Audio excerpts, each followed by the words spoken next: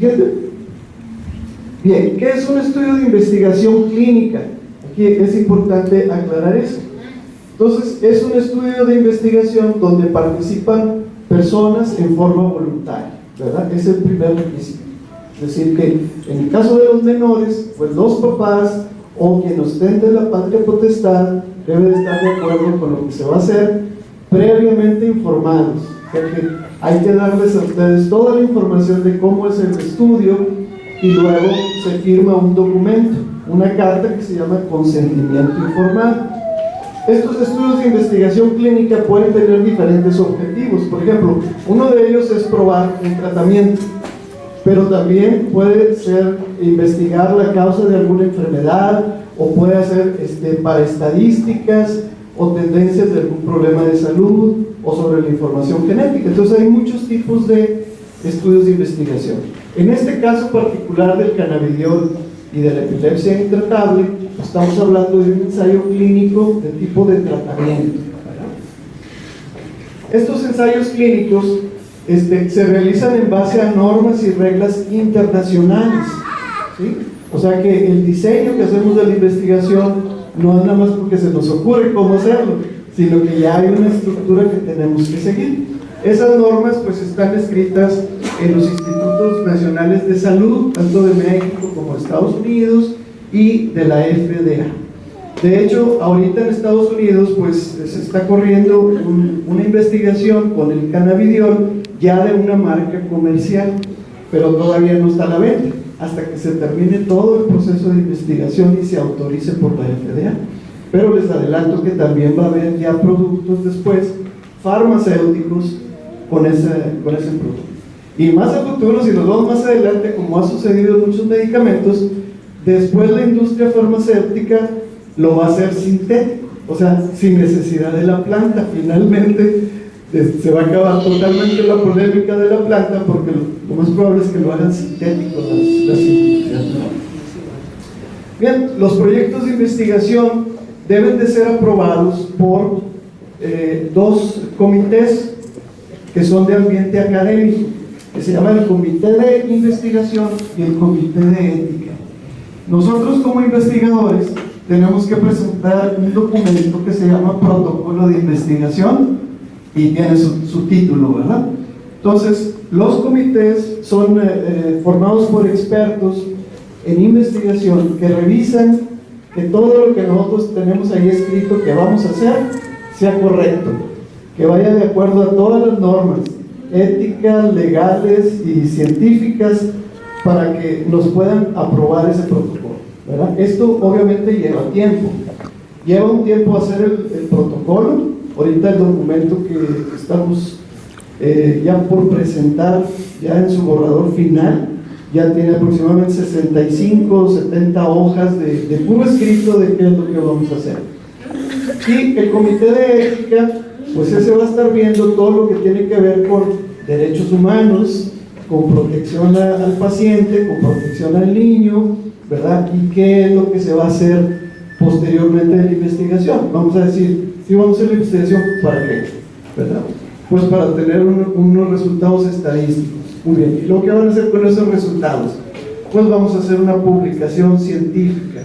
¿Y después qué pasa? Bueno, nos va a servir como un argumento de peso para la situación del trámite de legalización, por ejemplo, o de importación, ¿verdad?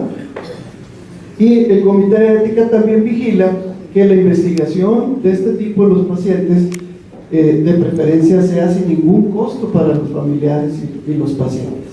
Entonces, bueno, por un lado ya tenemos el aspecto de los médicos, que estamos dispuestos a trabajar en este proyecto en forma gratuita.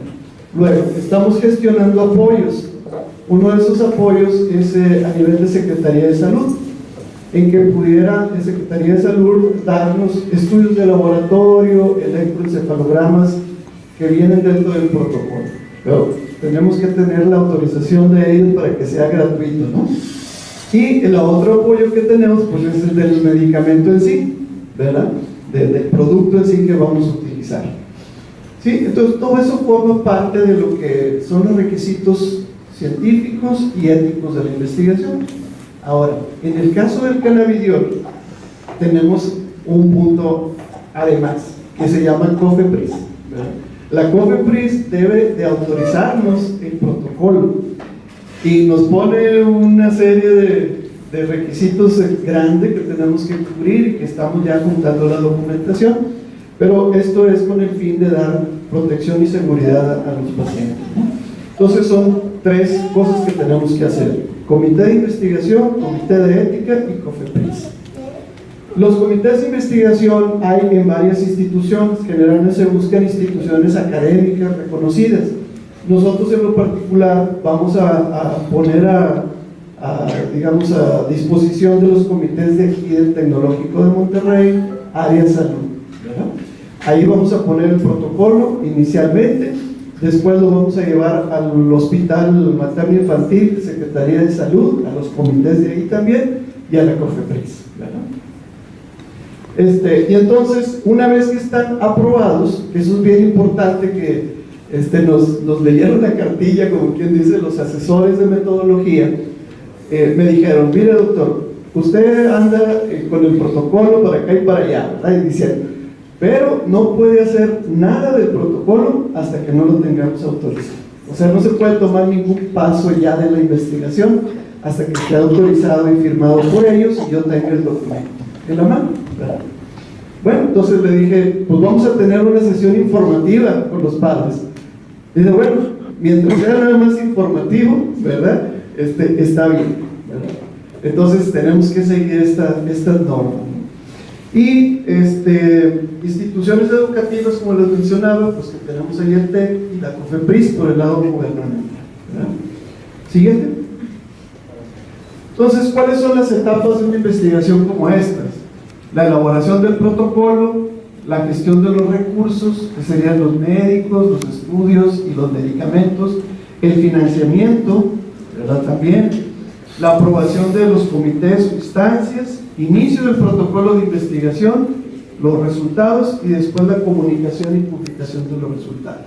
Después de esto ya se puede hacer una especie de, digamos, normativa, es decir, a lo mejor después de este estudio, cualquier paciente que empiece con una epilepsia refractaria, que cubra los criterios de refractariedad o síndrome de Lennox-Gastaut, se le debe dar el medicamento, ya como una norma médica. Entonces ya tendríamos que seguirlos, pues todo el mundo, ¿no? Incluso sector salud a lo mejor va a tener que entrar en eso también, ¿verdad? Siguiente. ¿Cómo se llama este estudio de investigación? Bueno, el nombre honorario, ¿verdad?, es el proyecto Grace, reconociendo a Grace y sus papás que están abriendo este camino, ¿verdad?, para todos los demás pacientes. Pero tiene también un nombre técnico. El nombre técnico es estudio doble ciego de cannabidiol. En este caso el producto comercialmente se llama Charlotte's Web, y placebo para epilepsia no controlada por síndrome de Lennox-Gastaut. Los comités científicos siempre nos dicen eso, o sea, tu estudio debe ser muy específico, cómo lo vas a hacer, a quiénes y con qué, ¿verdad? Entonces el título debe de encerrar específicamente eso. Siguiente. Este es más o menos el esquema de lo que tenemos que ir cubriendo en un protocolo de investigación. Los datos de la identificación serían unas cartas que hay que dar a los comités, a los jefes de hospitales, en este caso también a COFEPRIS, una carta del asesor metodológico, es un especialista en investigación que nos está dando asesoría, luego hacer un resumen, el marco teórico, planteamiento del problema, antecedentes, justificación. O sea, ¿por qué es necesario hacer investigación? ¿Por qué, cómo está el estado actual de estos tratamientos a nivel internacional, a nivel de México? Todo eso está por escrito. Un objetivo general, objetivos secundarios, diseño del estudio. Como ven, es una lista importante, ¿no? Entonces, no lo voy a revisar ahorita todas, simplemente darles la información más general. Siguiente. Bueno, ese es el título. Siguiente. Debe de venir más adelante. Le damos una diapositiva más. Ahí está. La justificación. ¿Qué es lo que nosotros estamos exponiendo como justificación para utilizar el tratamiento de manera experimental inicialmente. Son epilepsias infantiles graves, como el síndrome de Lennox-Gastaut, que se caracteriza por crisis muy frecuentes, retraso del desarrollo neurológico y deterioro de la calidad de vida, ¿verdad? Entonces, aquí, como sucede en muchos temas de medicina, generalmente los tratamientos nuevos se utilizan en los casos más graves primero, ¿verdad? Entonces, se ve la eficacia, se ve la seguridad y luego se van pasando a otros casos no tan graves como los primeros, hasta que finalmente se puede utilizar, a lo mejor, como les decía, cualquier paciente que empieza con un anticonvulsivo, tos y no se controla, a lo mejor ya va a seguir el cannabidiol como tercer paso, ¿verdad? Lo más probable. Entonces, más o menos se calcula un 30% de los pacientes con epilepsia no se controlan con los medicamentos que hay en la actualidad. Pueden ser 2, 3, 4, 5 medicamentos, incluso cirugías o algunos aparatos, ¿verdad? Como algunos casos que me ha tocado ver en lo personal, ¿verdad? Entonces, ese 30%, como dicen, es aquí en China, o sea, no es nada más el caso de México o de los medicamentos que tenemos en México. Esto ocurre también en Estados Unidos, Europa, en todos lados. Ese 30% no responde bien a los tratamientos. Por lo tanto, existe la necesidad de terapias efectivas para el manejo en este tipo de, le llamamos encefalopatía epiléptica refractaria, ¿verdad? Ahorita vamos a ver qué quiere decir refractario o rebelde. Hay ciertos criterios que se deben de cubrir, ¿verdad? Y ponemos también esta necesidad, es muy importante porque el número de pacientes pues es grande. Aquí en México siempre tenemos el problema de las estadísticas, ¿verdad? Siempre nos faltan buenas estadísticas, pero se calcula en estudios ya hechos en México de epilepsia por el doctor Rubio Donadiu, que, por ejemplo, síndrome de Lennox-Gastaut, que es donde nos estamos enfocando ahorita, ocurre de un 2 a 3% de todas las epilepsias, ¿verdad? Pero si vemos que la epilepsia se ve más o menos en un 2% de la población en México, 2%, son muchos, o sea, son miles de pacientes epilépticos y luego de esos miles va a haber también un gran número con Lennox-Gastaut, ¿verdad? Entonces, hay evidencias limitadas, clínicas y epidemiológicas, ¿verdad? En toda la revisión que hicimos, hay pocos trabajos de investigación todavía sobre este medicamento. Algunos sí ya nos están dando bastante buenos números, pero se requiere todavía más estadísticas, ¿verdad? Entonces, consideramos que no existe una evidencia completa. Entonces, por eso lo que queremos es hacer la evidencia primero. No podemos recetar el medicamento si no hay ya una evidencia científica y además un permiso para usarlo, ¿verdad? Entonces, por eso estamos haciendo de esta manera. Siguiente. Los antecedentes. Bueno, pues hay, por ejemplo, este estudio de Devinsky-Sullivan, que es el que les menciono que se acaba de presentar en Estados Unidos en abril 2015, y ellos llevan aproximadamente 137 pacientes tratados con diferentes tipos de epilepsia refractaria. ¿Qué es refractario? Bueno, los criterios que se utilizan es un paciente que tiene más de 2 años con convulsiones, para empezar, o sea, la evolución es crónica. Segundo, que ha utilizado 2 o más anticonvulsivos a buena dosis y con buen apego, o sea, que se los dan bien, y que el paciente tiene cuando menos 4 crisis por semana. Esos serían los crisis el criterio de una crisis refractaria, o sea, que no responde al tratamiento. Eso mínimo para poder considerarse así. En el caso de las crisis refractarias hay varios síndromes o varios problemas. Uno de ellos es el síndrome de Dravet, ¿verdad? Que es un tipo especial de epilepsia que, por cierto, fue el caso de la niña que se utilizó por primera vez. Ella tenía síndrome de Dravet y respondió muy bien al tratamiento cannabidiol, se le quitaron completamente. Ustedes pueden ver en unos videos, incluso ahí en YouTube, de esta niña, ¿no? Pero hay que tomar en cuenta que es síndrome de Dravet, todo diferente. Sí. ¿La niña únicamente utilizaba ese medicamento? Exactamente, no, utilizaba sus tratamientos. También por eso es otra de las cosas del diseño de la investigación, es lo que se llama tratamiento add-on en inglés, o sea que se debe de poner encima de lo que ya tiene. No le podemos quitar al paciente su tratamiento de base, éticamente no se le puede quitar, se le tiene que dar el nuevo además, y después, si ya mejora, se le puede ir quitando los anteriores. Así debe de ser el estudio. Entonces, de esa manera fue. Y también tienen algunos pacientes con síndrome de Lennox y algunas otras epilepsias en estos 137 pacientes, ¿verdad?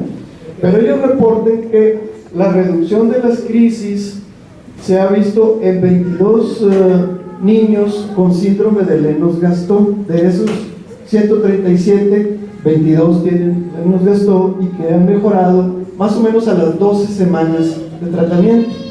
O sea que estamos hablando de 3 meses de tratamiento. Ya hay una mejoría. Dice, 11 de ellos con crisis astático. Ese tipo de crisis es de que el paciente de repente se cae, se golpea la cabeza, pierde el tono muscular. 3 meses de tratamiento. Ya hay una mejoría. Dice, 11 de ellos con crisis astático. Ese tipo de crisis es de que el paciente de repente se cae, se golpea la cabeza, pierde el tono muscular en forma súbita por segundos. Dice, hay una disminución más del 50%. Cuando contamos las crisis, damos un medicamento y se reduce más del 50%, consideramos que el medicamento está actuando. A lo mejor no es lo ideal, quisiéramos 80, 90 o 100%, ¿verdad? Pero ya podemos decir que es utilidad, por lo menos un 50%. ¿Verdad? Y en todos los pacientes, más o menos la mitad de ellos, de esos 137, han mejorado más del 50%. O sea, sí demuestra efectividad con ese criterio del 50%, cuando menos en la mitad de los casos, ¿verdad? Luego, con síndrome de Dravet, la mitad también se mejoraron bastante. ¿Sí? Entonces, y al mismo tiempo la investigación se va checando cómo les cae el tratamiento.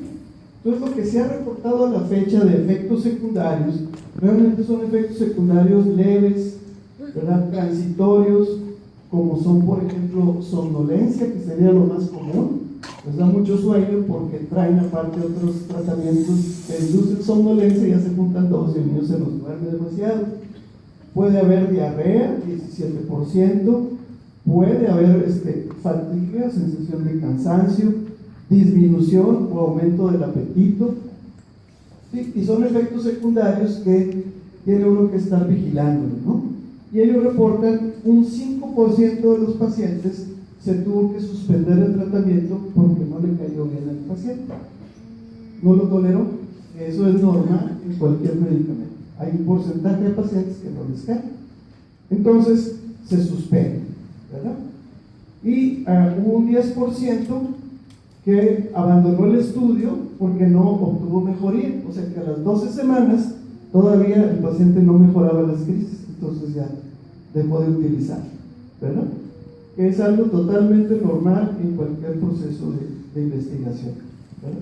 Pero lo que se busca es, pues, estos números grandes, o sea, 50% mejoran más del 50%, y hay más o menos un 10 a un 13% que se les puede quitar completamente las crisis, o sea, suprimirlas.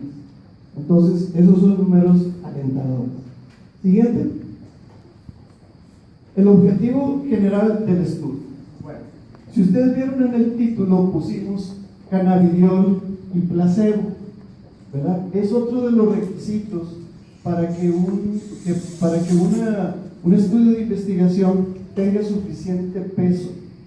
Hay muchos trabajos publicados que dicen, le dimos tratamiento a 10 pacientes con cannabidiol y mejoraron tanto por ciento.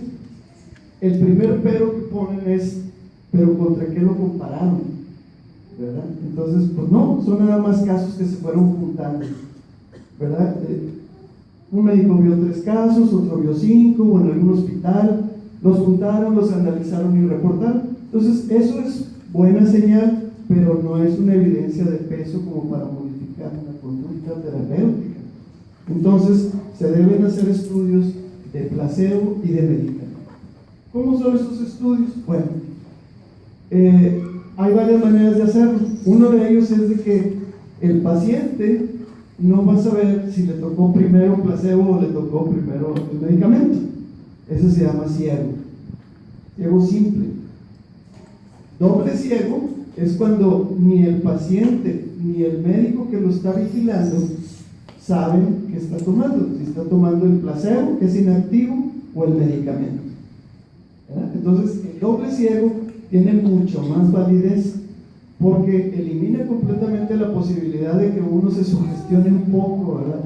De que, ya le estoy dando el medicamento nuevo, sí, mira, ya tiene menos y ya se ve más leves, y como que hay cierta sugestión que se llama efecto placebo. ¿Vale? Si hablan de que ahorita lleva cierto tiempo dándose la vuelta gris y no hay inmediato hay un resultado. Cuando se hace esto, ¿cuánto tiempo tiene que pasar para ver los resultados? Muy bien, buena pregunta, exactamente. Eso se contesta con el diseño de la investigación. Los mismos comités de investigación y ética nos checan eso, ¿verdad? Entonces, lo que tenemos planteado es utilizar 12 semanas, ¿verdad? En una rama del estudio va a ser cannabidiol, en otra rama va a ser placebo, y a las 12 semanas vamos a hacer un cambio. Entonces, los que tenían placebo van a cambiar a cannabidiol, y los que tenían cannabidiol a placebo, 12 semanas. Y luego a todos les vamos a dar cannabidiol otras semanas, ¿verdad? Entonces así vamos a tener los números bien claritos antes, después del placebo o del cannabidiol y por semana, ¿verdad? Eso va a tener una importancia y un peso tremendo, ¿verdad? Como de investigación. Entonces, nosotros lo que tratamos como objetivo es ver si el cannabidiol es efectivo en una medida mayor que el placebo y que los tratamientos que ya tiene el paciente. ¿Ok? O sea, debe de mejorar contra las dos cosas, antes del tratamiento y luego contra placebo, ¿verdad? En el número de crisis, ¿verdad? En el síndrome de Lennox-Gastaut en edad pediátrica. ¿Qué edades? Estamos hablando de niños entre 3 años y 15 años, ¿verdad? Que es donde tenemos información de seguridad. En niños más chiquitos todavía no nos atrevemos a dárselos porque no hay todavía nada de información. Niños de meses, por ejemplo, pues no. Entonces, no es ético darlos si todavía no hay ninguna información, ¿verdad?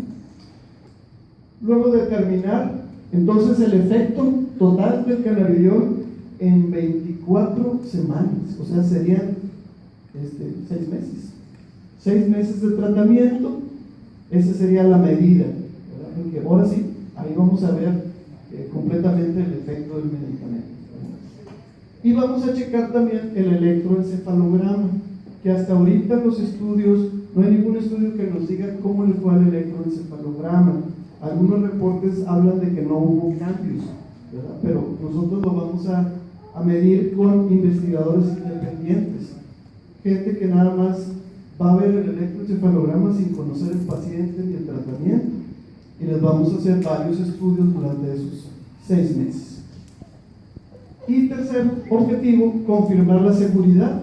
Así, vamos a estar checando, van a tener un médico pendiente, un médico especialista, ante cualquier efecto adverso, notificarlo, ver la intensidad.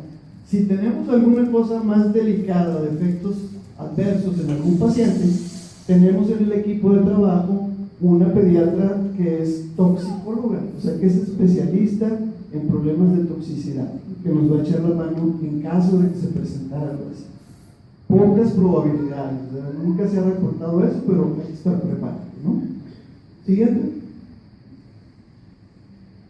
Entonces son de 3 a 15 años y lo que nos piden es criterios de inclusión, quiénes se van a considerar para iniciar el estudio, ¿verdad? Entonces, vamos a iniciar con pacientes que tengan el diagnóstico y que lo podamos documentar, ¿verdad? Con estudios, con historia clínica, que tengan su carta de consentimiento por parte de los papás, un registro de 4 semanas, cuando menos antes de iniciar el tratamiento, un registro que nosotros les vamos a dar, cómo llenarlo, los tipos de crisis, etc. Hacer estudio de laboratorio y electroencefalograma. En el estudio de laboratorio debemos de corroborar que el paciente no tenga anemia, no tenga las plaquetas bajas, que su hígado esté funcionando bien, su riñón esté funcionando bien. Son requisitos de seguridad para empezar a tomar el tratamiento experimental, ¿no? Esté funcionando bien. Son requisitos de seguridad para empezar a tomar el tratamiento experimental, ¿no? Y que los anticonvulsivos que ella toma realmente los esté tomando a buenas dosis, o sea que está con buenas dosis, buenos medicamentos que no responden, ¿verdad? Su electroencefalograma y los estudios de laboratorio.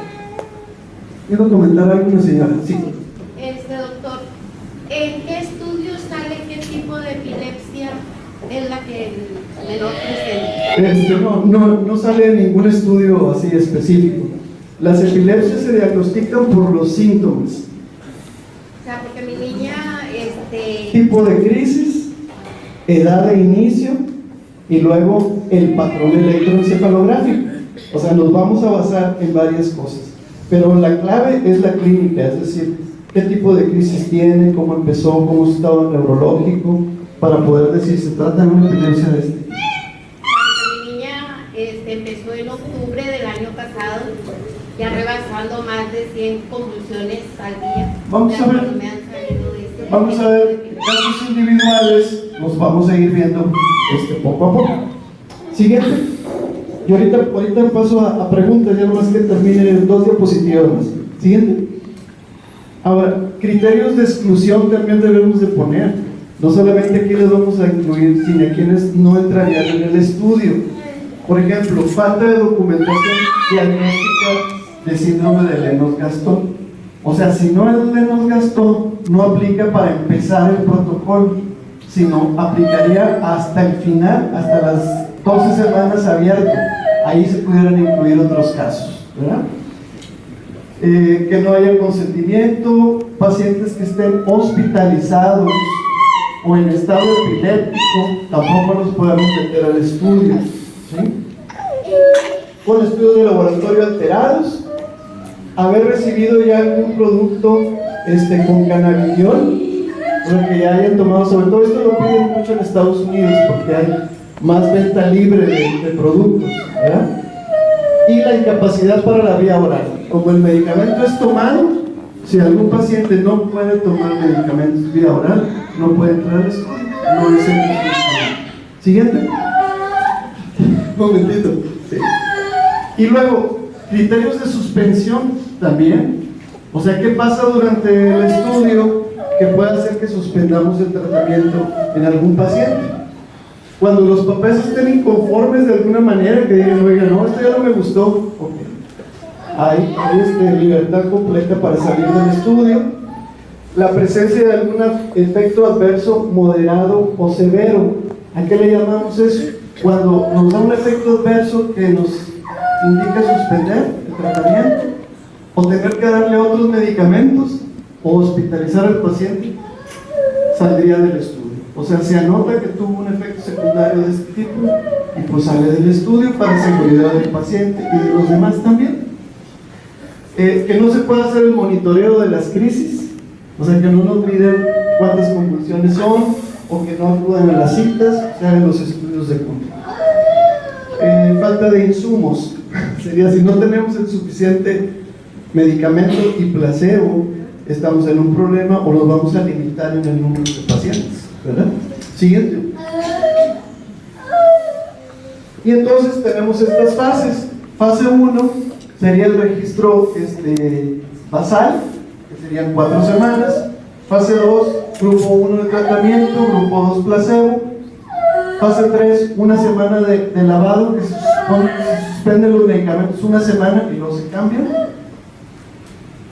Estudio abierto, al final, ¿verdad? Que ya todo el mundo sabe que van a recibir cannabidiol, y aquí se pueden incluir algunos otros tipos de epilepsia o casos diferentes, ¿verdad? Recopilar toda la información, hacer el análisis estadístico, resultados de publicación. ¿Cuánto nos va a llevar esto? Más o menos hablamos de un año completo de trabajo. Ahora, ¿cuándo se puede empezar el estudio? ¿Ya es la última? A ver si es... Ok. Esta es una pequeña grafiquita donde está el flujo del proyecto.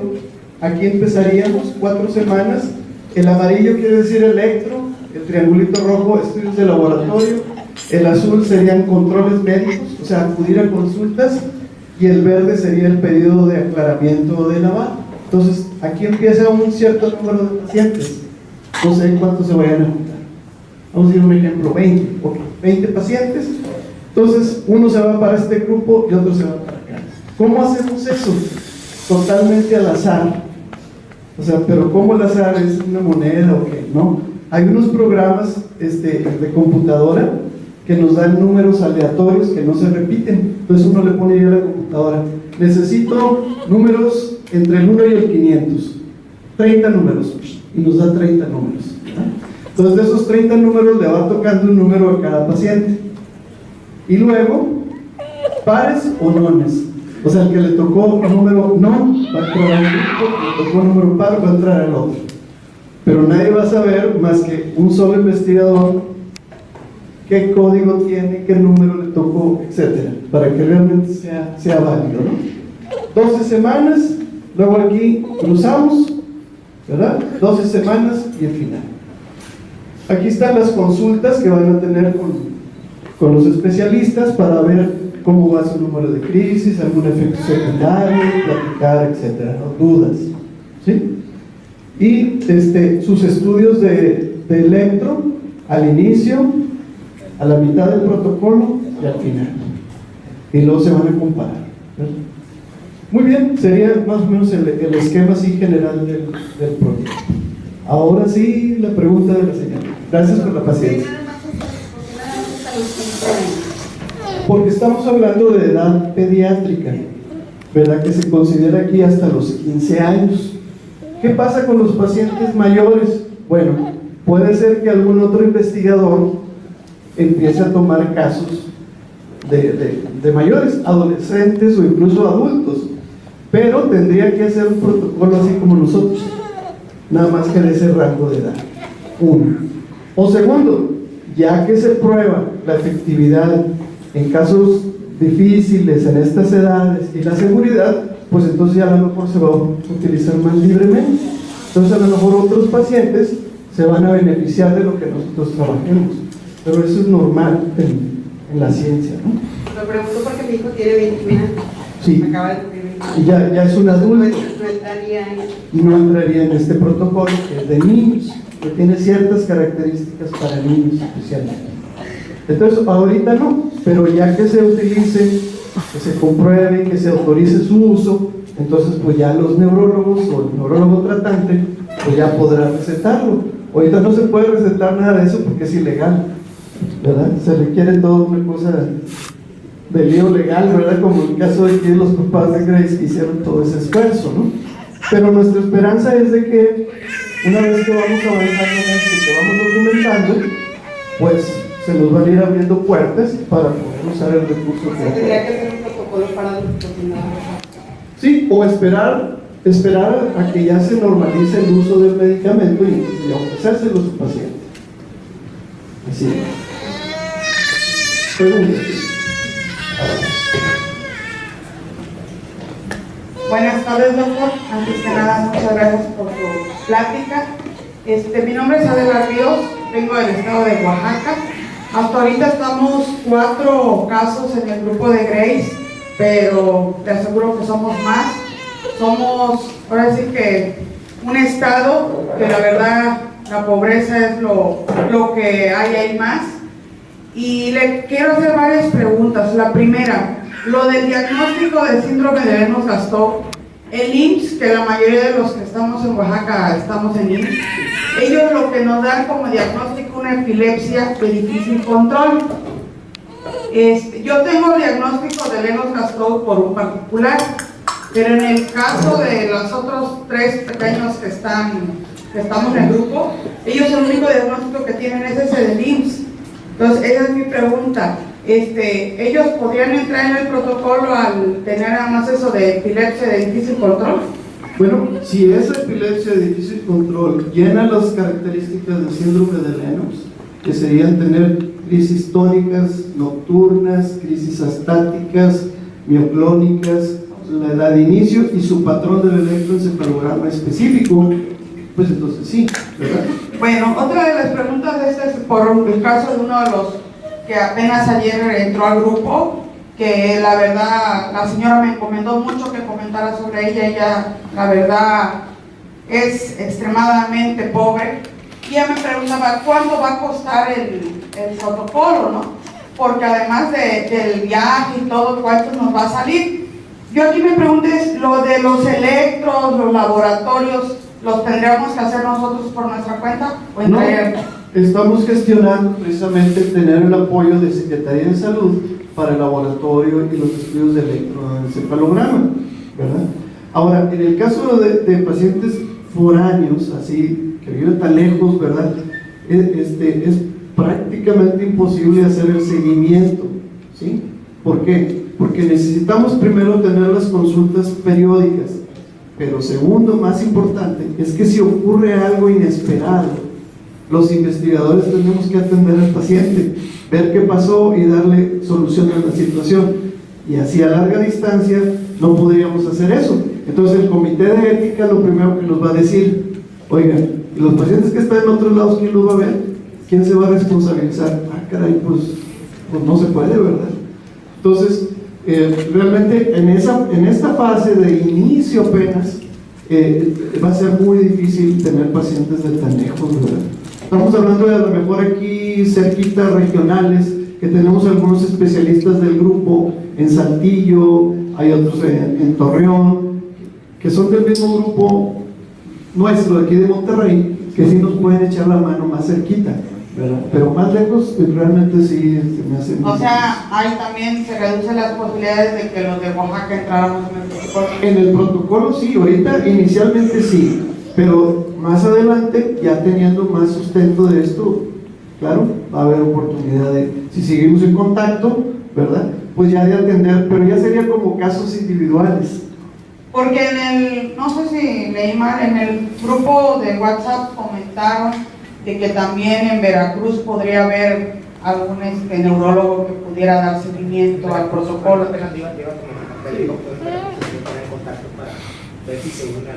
Sí, ese el doctor Norberto. Sí. El doctor Norberto, ¿cómo no? Sí, lo conocemos muy bien por la Asociación de Neurólogos Pediatras Nacional, ¿verdad? Igual tengo que tratar eso específicamente con el asesor de metodología y decirle: oye, hay un neurólogo pediatra en Veracruz que puede ver pacientes.